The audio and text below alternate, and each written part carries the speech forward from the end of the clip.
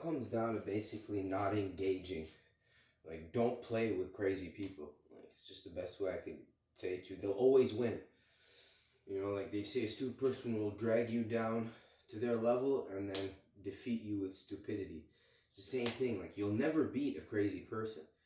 Like, not mentally, anyways. Like, in that mental game, like, you could obviously beat a crazy person in other ways. But what I mean is, when it comes to that mental shit, them games, you know, that fuck shit they be doing, you're never gonna win.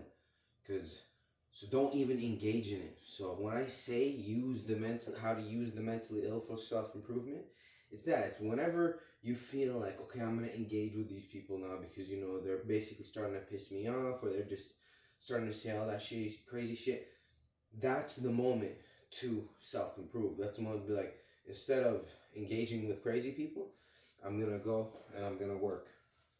You know, I'm going to shadow box. And now whatever else that people, like, this is just for me because I'm a boxer, right? But other people, whatever it is that they do, whatever their reality is, don't go engage the crazy, mentally ill people who are trying to bother you and, like, steal your energy and, like, tire you out.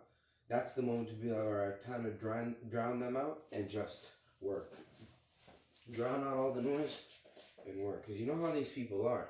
Like, their whole point is for you to engage them. That's what they want. It's for you to play with them in their, like, mental insanity.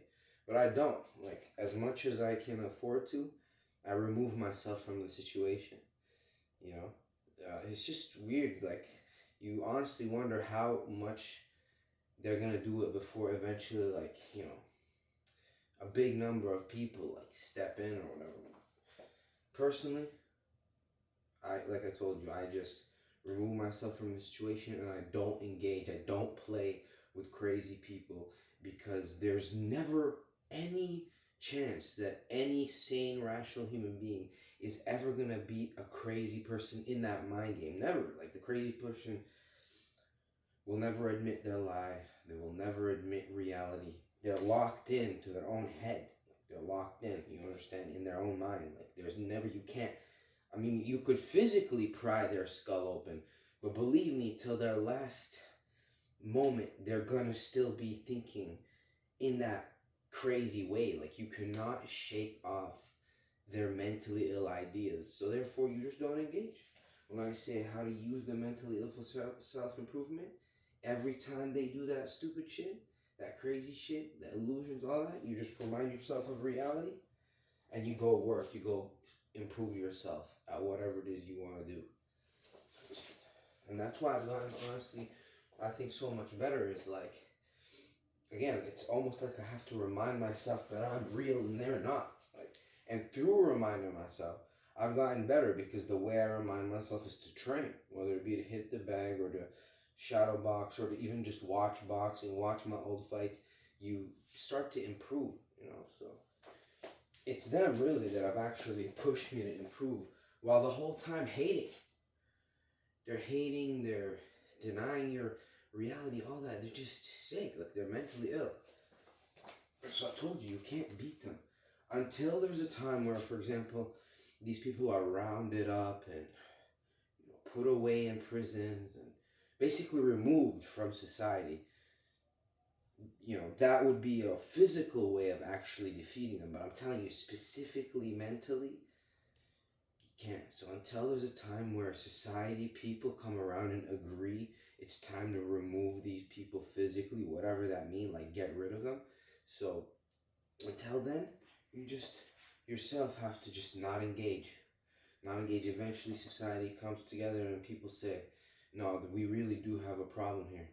And that's when big numbers of people step in and deal with the problem in a different way. Whereas in, you know, these mentally ill people will not be able to win. They won't be able to lock into their own mind because more than likely they're just going to get removed physically one way or another. They might not have a mind left.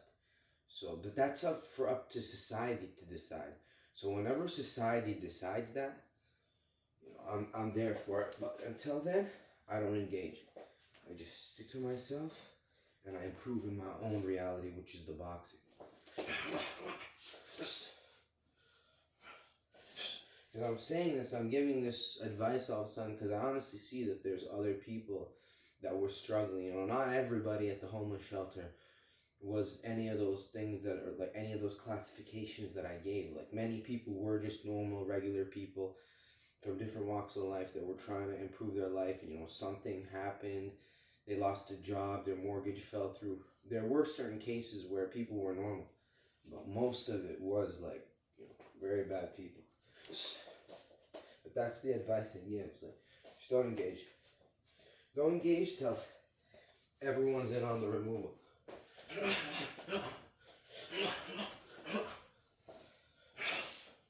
And that's what a good, smart society will decide. We'll come together and decide to physically remove these people, to whatever that may mean. Locking them up, you know, whatever that may mean, just removing the people.